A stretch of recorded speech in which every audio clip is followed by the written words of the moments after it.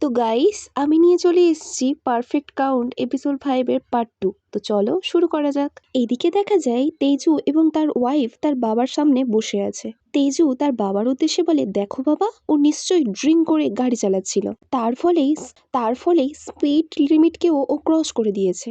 না হলে ও ড্রাগ নিয়ে সেই অবস্থায় গাড়ি চালাচ্ছিল।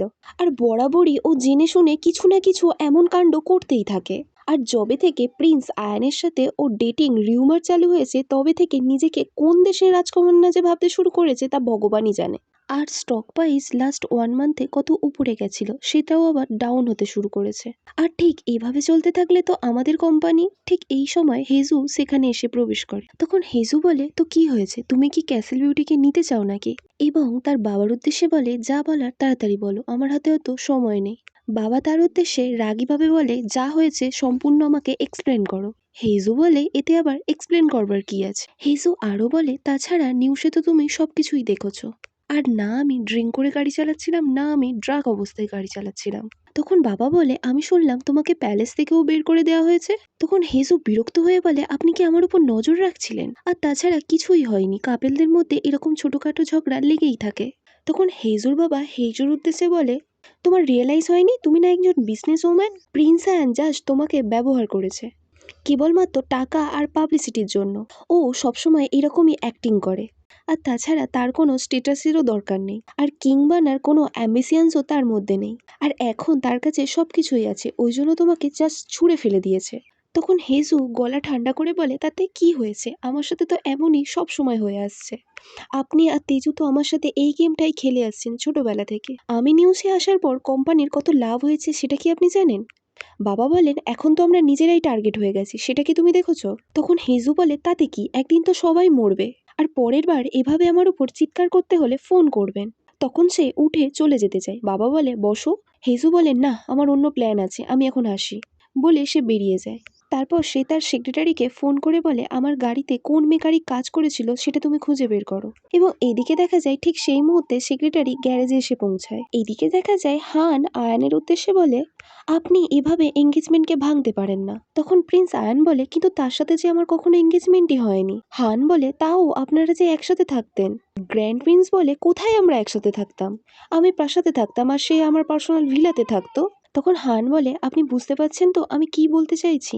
আমি বরাবর আপনার সাইডেই থাকবো, এমনকি আপনি যদি কাউকে খুনও করেন তাও আমি আপনার পক্ষ নেব।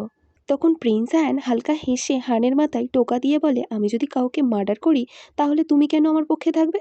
তখন হান বলে, আমি জানি আপনি যা করবেন তার কিছু না কিছু কারণ তো থাকবে। তখন হান বলে, কিন্তু এখনো পর্যন্ত আপনি আমাকে জানাননি আপনি এ বিয়ে ভাঙলেন কেন? তখন আয়ান বলে, কারণ আমি তাকে জীবিত অবস্থায় রাখতে চাই। এদিকে ফ্ল্যাশব্যাকে দেখা যায় 2005 সালে সে এবং তার মা যখন যাচ্ছিল, তার মা সামনের গাড়িতে ছিল এবং সে ছিল পিছনের গাড়িতে। এবং সে ফোনে তার মায়ের উদ্দেশ্যে বলে, আমরা এখান থেকে ফ্রাইড চিকেন নিয়ে যেতে পারি? বড় ভাই ফোন করেছিল, সেও খাবে বলেছে। তার মা বলে, ঠিক আছে ঠিক আছে, আমরা তাই করব। ঠিক তখনই গ্রিন লাইট অন হয় এবং তার মা গাড়িটা যেই টার্ন নেয়, তখনই দেখা যায় সামনে থেকে একটা ট্রাক এসে তার মার গাড়িতে ধাক্কা মারে এবং অ্যাক্সিডেন্ট হয় এবং সেখানেই তার মা মারা যায়। এবং প্রিন্স আয়ান সেখানে জোরে জোরে কাঁদতে থাকে এবং দেখা যায় এটা প্রিন্স আয়ান এতক্ষণ ধরে স্বপ্ন দেখছিল। এবং তখনই প্রিন্স আয়ানের মনে পড়ে হেজুকে যখন সে ওই গাড়ির মধ্যে দেখেছিল, তখন তার ঠিক এই ঘটনাটাই মনে পড়েছিল। এবং ঠিক তখনই আমার মনে হয়েছে, আমি কি ওকে বাঁচাতে চাই নাকি মৃত্যুর মুখে ফেলে দিতে চাই? এবং ঠিক সেই সময় আমি আমার মাইন্ডকে সম্পূর্ণরূপে চেঞ্জ করে দিই। তখন হান বলে, কিন্তু ওটা যে একটা অ্যাক্সিডেন্ট ছিল, এতে আপনার কোনো ফল্ট নেই, তাহলে কেন আপনি এ বিয়ে ভাঙলেন? তখন প্রিন্স আয়ান বলে, না, এটা আমারই দোষ। এবং ফ্ল্যাশব্যাকে দেখা যায় যখন প্রাইম মিনিস্টার আর প্রিন্স আয়ান একসাথে বসে কথা বলছিল এবং প্রাইম মিনিস্টার আয়ানের উদ্দেশ্যে বলে, ইনভেস্টিগেশন এখনও চলছে, কিন্তু এখনও পর্যন্ত জানা যায়নি টার্গেট আসলে কে ছিল, চাইল্ড কিং নাকি মিস হেজু। এবং আমি পুরোপুরি রূপে চেষ্টা করব চাইল্ড কিং অ্যান্ড ক্রাউন এই দুটোকে প্রোটেক্ট করতে। তার বদলে আপনি কি আমাকে একটা প্রমিস করতে পারেন? প্রিন্স আয়ান বলে, বলো। এর বদলে আপনি কি হেজুকে প্রোটেক্ট করবেন? আপনার জীবন থেকে এবং এই প্যালেস থেকে হেজুকে প্লিজ দূরে রাখুন, এটা আপনার কাছে আমার একান্ত রিকোয়েস্ট। এবং তখন প্রিন্স অ্যান হানের উদ্দেশ্যে বলে, ঠিক এই কারণেই আমাকে এখান থেকে সরে যেতে হবে, কিন্তু এগুলো হওয়ার আগে আমি কিছু একটা করতে চাই। প্লিজ আমার তরফ থেকে হেজুকে একটা ব্রেকআপ গিফট পাঠিয়ে দেবে। এইদিকে দেখা যায় প্যালেসের সিন। যেখানে কুইন মাদারকে একটা গেস্ট লিস্ট দেওয়া হয় এবং তাকে বলা হয় আমাদের দেশের মধ্যে নোবেলের সাকসেস ওম্যানদেরকে এখানে ডাকা হবে, তার লিস্ট আপনাকে তৈরি করতে হবে। এবং এই ব্যাপারটা জোসেন আমল থেকে চলে আসছে এবং দেখা যায় কুইন মাদার অত্যন্ত সচেতনতার সঙ্গে নামের পাশে টিক দিতে থাকে। তখন কুইন মাদার বলতে থাকে কাকে কাকে ইনভাইট করতে হবে আর কাকে কাকে করতে হবে না, কারণ এটা এমন একটা জিনিস যেটা টাকা দিয়েও কেনা যায় না। তখন পরিচারিকা বলেন প্রত্যেক বছরই আপনি এখানে নতুন নতুন নাম অ্যাড করতে থাকেন। তখন কুইন মাদার বলে এই লিস্ট যতই এক্সক্লুসিভ হবে ততই মানুষের মনে দুঃখ চলতে থাকবে যে আমাকে কেন এবারে ডাকা হলো না, আর তার ফলে এর ভ্যালুও ঠিক ততটাই বাড়তে শুরু করবে। এবং এদিকে দেখা যায় প্রাইম মিনিস্টার সেই লিস্টটি দেখছিলেন এবং তার সেক্রেটারি জানায় এই লিস্টে যারা যারা আছেন তারা পরবর্তীকালে রয়্যালসের অত্যন্ত ঘনিষ্ঠ হয়ে উঠবেন। এবং এদিকে হেজুকে তার কর্মচারী জানায় এখানে ইয়াং এবং ট্যালেন্টেড 30-এর মধ্যে যাদের বয়স সেরকমই মাত্র 20 জন মহিলাকে ডাকা হয়েছে এবং আপনার লাইফস্টাইল এই দেশের মধ্যে সবচেয়ে হাই, তাই আপনি একটা অ্যাপ্লিকেশান পাঠিয়ে দিন না, যার ফলে আপনি ওখানে ইনভাইট হয়ে যাবেন এবং আমাদের কিছু ফুটেজ অ্যান্ড গুড ইম্প্যাক্ট পড়বে। এবং ঠিক তখনই দেখা যায় হেজু সেক্রেটারি প্রবেশ করে এবং তার সাথে মিস্টার হান প্রবেশ করে, তার হাতে একটা গিফট। এবং তখন হেজু পড়ে যে তাকে ইনভাইট করা হয়েছে ব্যাঙ্কেট হলের মধ্যে। তখন হান জানায় এটা অত্যন্ত ইম্পর্টেন্ট অনুষ্ঠান যেটা বছরে কেবলমাত্র একবারই অনুষ্ঠিত হয়। হেজু বলে এসব আমি জানি, কিন্তু আমি যতদূর জানি কেবলমাত্র নোবেল ওমানদেরকেই এখানে ইনভাইট করা হয়, এটাই তো তোমাদের রুল তাই নয়? তখন হান বলেন না, এরকম তো কোনো রুলস নেই। তখন হেজু জোর গলায় বলে আমি জানি এটাই রুল, কারণ 600 বছর ধরে এর কোনো ব্যতিক্রম হয়নি। এবং সে একটা হানের সামনে লিস্ট ফেলে দেয়। তখন হান কাচুমাচু খেয়ে বলে ধীরে ধীরে নিয়ম বদলে যাচ্ছে, নতুন নতুন মানুষকে অ্যাড করা হচ্ছে। তখন হেজু কড়া গলায় বলে আমাকে একটা সলিড রিজন দাও যে কেন আমাকে এখানে ইনভাইট করা হচ্ছে। আসলে আপনার জীবনে এত ঝামেলা চলছে, তার উপরে কিছুদিন পর এই নিউজও প্রকাশ হয়ে যাবে যে প্রিন্স আয়ানের সাথে আপনার ব্রেকআপ হয়ে গেছে। তো এভাবেই আমরা জনগণকে জানাতে চাই যে আপনার ব্রেকআপের পিছনে প্যালেসের কোনো হাত নেই। তখন হেজু বলে ও তাহলে এটা পাবলিকের সামনে একটা পারফরমেন্স তাই তো? তখন হান বলে আপনি ওসব বাদ দিন, এই ড্রেসটাকে দেখুন, এটা ব্যাঙ্কোয়েট ড্রেস, আর এই ড্রেসটাই আপনাকে পরতে হবে রিসেপশানে। কুইন মাদার হোয়াইট পরবে তো ওই জন্য আপনি তো আর হোয়াইট পরতে পারবেন না। তখন হেজু বলে না। তখন হান বলে কি আপনি ডেঙ্গুই ড্রেস পরতে চাইছেন না? তখন হেজু বলে না আমি ব্যাঙ্কোয়েট হলে যাব না। তখন হেজুর সেক্রেটারি বলে কিন্তু কেন, তুমি যে সবসময় এটাতে যাওয়ার জন্য বলতে। তখন হান বলে ওহো আমি তো বলতেই ভুলে গেছি, এই অনুষ্ঠানে যাদেরকে ইনভাইট করা হয় পরবর্তীকালে রয়্যালদের যে কোনো অনুষ্ঠানে তাদেরকে ইনভাইট করা হয়। এর ফলে আপনি এক্সক্লুসিভ ক্লাবের মেম্বারও হয়ে যাবেন এবং এর ফলে আপনার ব্যবসারও মার্কেটিংও খুব ভালো হবে। তার ফলে জনগণের কাছে একটা বার্তাও পৌঁছে যাবে যে আপনাদের ব্রেকআপটা অত্যন্ত মিউচুয়ালভাবে হয়েছে এবং জানা যাবে আমাদের গ্রাউন্ডও অত্যন্ত কুল। তখন হেজুস সেক্রেটারি বলে দেখুন কত ভালো হবে, আমাদের মার্কেটিং প্রাইসও হাই হয়ে যাবে, আর তাছাড়া আপনি তো সবসময় এটা যাওয়ার জন্য আগ্রহী হয়ে থাকতেন। তখন হেজু বলে না এটা বিয়ের রিউমার্স ছড়ানোর আগের কথা, এখন আমি কখনো যাব না ওখানে। তখন হান বলে প্রিন্স আয়ান পার্সোনালি আপনাকে ইনভাইট করেছেন। তখন হেজু চেঁচিয়ে বলে আমি বললাম না যাব না। এদিকে প্রিন্স আয়ান হানকে বলে তুমি এভাবেই চলে এলে, তাকে রাজি করাতে পারলে না? তখন হান কাচুমাচু মুখে বলে কিন্তু আমি কি করব, সে এমনভাবে আমার দিকে তাকিয়েছিল আমি ভাবলাম সে আমাকে খুন করে ফেলবে। এবং এইদিকে আমরা ফ্ল্যাশব্যাকে দেখতে পাই কুইন মাদার প্রিন্স আয়ানের সাথে দেখা করতে আসে এবং কুইন মাদার প্রিন্স ইয়ানকে বলে আমি শুনলাম আপনি হেজুকে প্যালেস থেকে বের করে দিয়েছেন, তাহলে এরপর আপনার দ্বিতীয় প্ল্যান কি আছে? তখন প্রিন্স আয়ান বলে আমি তাকে প্রোটেক্ট করতে চাই, কারণ যবে থেকে তার নাম আমার নামের সাথে যুক্ত হয়েছে তবে থেকে তার সঙ্গে কিছু না কিছু খারাপ হয়েই যাচ্ছে, তো এই জন্যই আমি তার সাথে সমস্ত সম্পর্ক শেষ করতে চাই, যার ফলে সে ক্রাউন্টের সাথে কোনোভাবে ইনভলভই থাকবে না এবং আমি হেজুর সাথে এই বিয়ে ভেঙে দেব বলেও ঠিক করেছি।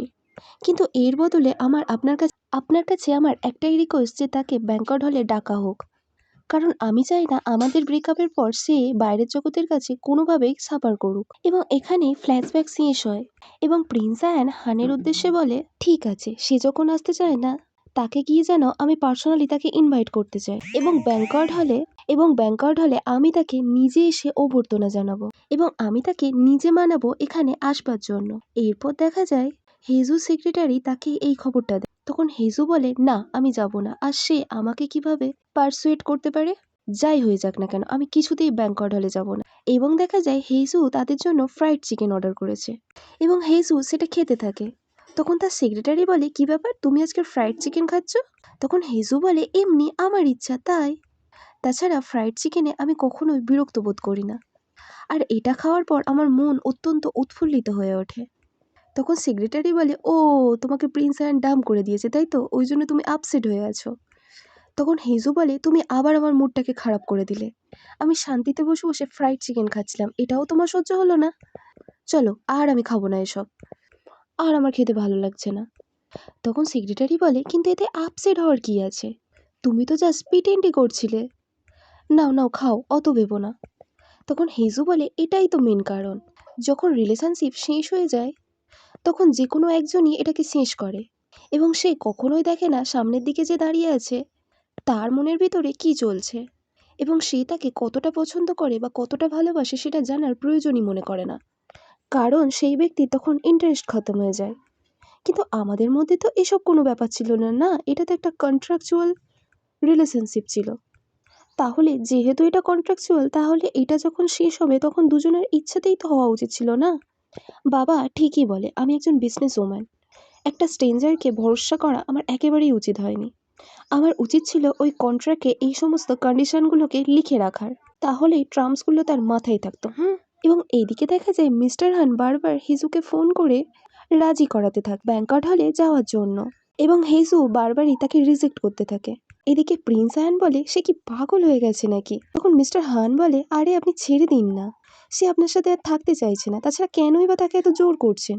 আর তাছাড়া আপনি নিজেই তো তাকে রিজেক্ট করেছেন, আর এমন একটা ভান করছেন যেন কিছুই জানেন না, যেন কিছুই হয়নি তো আপনাদের মধ্যে। এদিকে দেখা যায় হেজু সেক্রেটারি তাকে ফোনে জানায়, যে মেকানিক আপনার গাড়িটা সারিয়েছিল সেই আপনার গাড়ির সঙ্গে ছেড়ছাড় করেছিল, এবং সে এখন নিরুদ্দেশ, তাকে খুঁজে পাওয়া যাচ্ছে না। এবং যেহেতু সে তার আগে কোনোই ক্রাইম করেনি, তাই তাকে ধরা একটু মুশকিল হচ্ছে আমাদের জন্য। তখন হেজু বলে, মেকানিক্যাল স্টোরের সামনে একটা কনভিনিয়েন্স স্টোর আছে না, ওই দোকানে সিসিটিভি ক্যামেরা চেক করো, ওখানে কিছু না কিছু তার উদ্দেশ্যে দেখা যাবে, যার ফলে আমরা তাকে খুব সহজেই ধরতে পারবো। এবং এদিকে দেখা যায় হেজুর ফোনে প্রিন্স আয়ানের মেসেজ আছে, তোমার যা কিছু বলার আছে তা আমার মুখের উপরে বলো। এদিকে দেখা যায় হেজু প্রিন্স আয়ানের সাথে দেখা করার জন্য তার প্যালেসে যায়, এবং তারা দুজন সামনাসামনি বসে আছে। এবং তখন দেখা যায় হেজু অত্যন্ত রাগ করে মুখ ঘুরিয়ে বসে আছে। তখন প্রিন্স আয়ান বলে, আচ্ছা বুঝেছি, তুমি ভয় পাচ্ছ তো ব্র্যাঙ্কার্ড হলে একা একা যাবে বলে। তুমি কোনো ভয় পেও না, তোমার ড্রেস কোড থেকে শুরু করে গাড়ি থেকে শুরু করে যাবতীয় জিনিস সব আমি দেখে নেব। তখন হেসু অভিমানের স্বরে বলে, কিন্তু তুমি আমার জন্য কেন এত কিছু করবে? আমার পার্সোনালিটি তো খুব একটা ভালো নয় না, আমি তো সবসময় রুলস ব্রেক করি, ইন্ডাস্ট্রিতে আমার এনিমি অত্যন্ত বেশি। তুমিই তো আমাকে এইসব বলেছিলে না, তাহলে এখন আমি কেন যাব ব্যাংকার্ড হলে? আর আমাকে একটা সঠিক কারণ দাও, কেন তুমি আমার সাথে ব্রেকআপ করলে? আর তাছাড়া বিয়েই বা কেন ভাঙলে? আর সবচেয়ে বড় ব্যাপার, তোমার সাহস কী করে হয় আমাকে ব্যাংকআউট হলে যাওয়ার জন্য ইনভাইট করার? তোমার কি স্পিড পার্সোনালিটি আছে নাকি? তখন প্রিন্স হ্যান অত্যন্ত চেঁচিয়ে বলে, আমি তোমাকে প্রোটেক্ট করবার চেষ্টা করছি, এখনো পর্যন্ত আমাদের বিয়েই হয়নি, তার আগেই তোমার উপরে এতগুলো অ্যাটাক চলে এসছে। আর তাছাড়া এখন ব্রেকআপের নিউজ ছড়িয়ে ফেললে সমস্ত বিষয়গুলি আরও বেশি গণ্ডগোল হয়ে যাবে। তখন হেজু বলে, তাতে কি হয়েছে, আমার পার্সোনালি কোনো স্ট্যাটাস নেই, তাই আপনি আমাকে ব্যাংকট হলের মধ্যে ডেকে একটা ললিপপ দিতে চান, আর ওতেই আমি খুশি হয়ে যাব? কখনো নয়। এই বলে সে উঠে যায়। তখন প্রিন্স অ্যান কণ্ঠস্বরকে নরম করে বলে, না, এসব কোনোই কারণ নয়, কারণ আমি চাই না আর তুমি কোনো ঝামেলার মধ্যে পড়ো। এতটাই কি কঠিন এটা তোমাকে বোঝানো? পাত্থার দিল কাওয়ার্ড তুমি একটা। এই বলে হেজু সেখান থেকে উঠে চলে যায়। তখন হেজু উঠে গিয়ে আয়ানের তীর ধনুকটা তুলে নেয়, আর তাকে বলে, তুমি বিড়াল অত্যন্ত পছন্দ করো না, তাহলে আমার হাত থেকে বিড়ালটাকে বাঁচিয়ে দেখাও। তখন প্রিন্স আয়ান বলে, তুমি কি পাগল হয়ে গেছো নাকি? এই বলে সে উঠে গিয়ে হেজুকে আটকাতে যায়, বলে হেজুর হাত থেকে তীর ধনুকটা কেড়ে নেয়। এবং তখন হেজু দেখতে পায় প্রিন্স হায়ানের হাত তাদের ধস্তাধস্তির সময় কিছুটা কেটে গেছে ধনুক লাগার ফলে। তখন হেজু আবেগপূর্ণ গলায় বলে, এইভাবে তুমি অন্যকে সাহায্য করবে, নিজেকে আহত করে? এবং তখন সে অত্যন্ত রোম্যান্টিকভাবে চুলের ফিতেটাকে খুলে আয়নের হাতে ধীরে ধীরে বাঁধতে থাকে। তখন আয়ান হেজুর দিকে তাকিয়ে বলে, তুমি কখনো কারোর সামনে মাথা নত করনি না? তখন হেজু বলে, আমি কেন অন্য কারোর সাথে ঝুঁকবো? তুমি সবসময় সবার কাছে মাথা নত করো, তাদের সামনে পর্যন্ত করো যারা তোমাকে পছন্দ পর্যন্ত করে না। আর তাছাড়া আমি তো তোমার কাছে জাস্ট একটা স্ট্যাটাসই চেয়েছিলাম। এটা চাইনি যে পৃথিবীর সমস্ত বিপদাপদের কাছ থেকে আমাকে লুকিয়ে এক কোণে রেখে দাও। আর তাছাড়া আমি কোনো প্রিন্সেস নই যে যাকে মহলের মধ্যে সাজিয়ে গুছিয়ে রাখা হবে। আর তাছাড়া আমি কখনোই কারোর সামনে মাথা নত করিনি, আর তুমিও কারোর সাথে মাথা নত না করো। কখনোই কারোর সামনে কম্প্রোমাইজ করো না। এইভাবেই তুমি আর আমি ওই সমস্ত কিছুকে জয় করব যেগুলো আমরা চাই। এরপর তারা দুজন একে অপরের চোখের মধ্যে হারিয়ে যায়। এদিকে হান বলে, ওই মহিলা কি ডেঞ্জারাস, আপনাকে এত বড় আঘাত করিয়ে দিল। আমি জানি রিলেশনশিপের মধ্যে এই সমস্ত সবকিছুই চলে, তাছাড়া আপনার সেফটির দিকে তার লক্ষ্য রাখা উচিত ছিল। তখন প্রিন্স আয়ান বলে, আমি বললাম না সে আমাকে আঘাত করেনি, আমার ভুলের জন্যই আমি আঘাত পেয়েছি। তখন হান বলে, তাও আপনার এত সুন্দর বডি, আপনি কি করে আহত হতে পারেন? তখন হান বলে, তাও নিশ্চয়ই সে লাইনকে ক্রস করেছিল। প্রিন্স আয়ান বলে, না, সে কখনোই লাইনকে ক্রস করেনি। আমি বললাম না তার কোনো দোষ নেই, আমি তার কাছ থেকে ধনুকটাকে ছিনিয়ে নেওয়ার সময় ভুলবশত ধনুকের ফলাটা গিয়ে আমার হাতে লাগে। তো গাইস, এটা ছিল পার্ট 2 আলোচনা। পার্ট 3 আমি আর ঘন্টাখানেকের মধ্যে আপলোড করবার চেষ্টা করছি। যদি আমার ভিডিও তোমাদের ভালো লেগে থাকে তো please subscribe my channel and like করে দিও। টাটা।